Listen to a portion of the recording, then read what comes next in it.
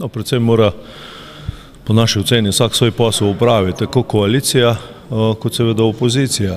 In mi smo v opoziciji, poskušamo biti, in to nam tudi uspeva, konstruktivna opozicija in tako bomo nadaljevali naprej.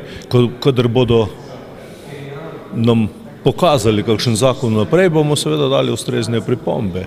Drugače pa, torej sodelovanje seveda ja, na vsak način, ampak v teh mejah, ki so začrtane, da bi, če bi pa hotel kdo na ta način seveda, ne vem, utišati poslance ali utišati opozicijo, to pa se v naši poslanski skupini ne gremo. Pa ste od premierja dobili že kakšen konkreten predlog na mizo ali gre še zmeraj za ustne dogovore?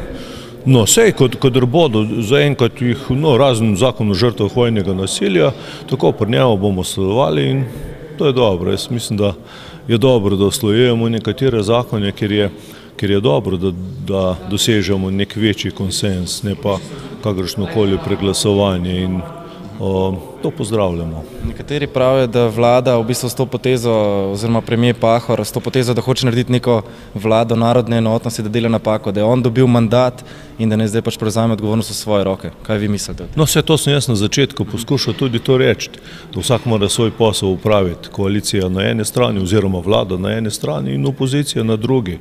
Če ne bomo kritični do slabih rešitev, bo tudi opozicija kriva za to. Hvala lepa. V redu.